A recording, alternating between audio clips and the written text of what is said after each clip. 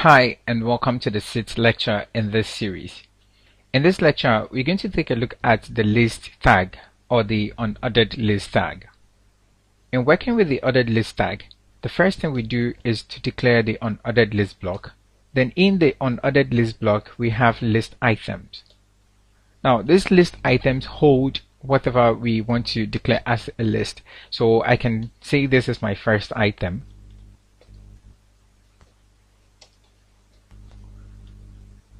And then we head back to the browser and perform a quick refresh. So we can see that the list item comes with some default styles, which we can remove by the use of CSS. Now let's copy this and repeat it for a few times and see what happens. So heading back to the browser, we can just perform a refresh.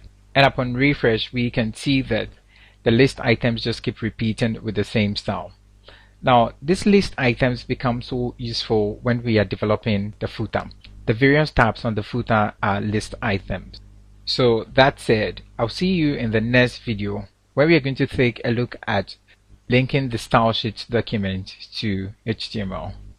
Thank you. Bye.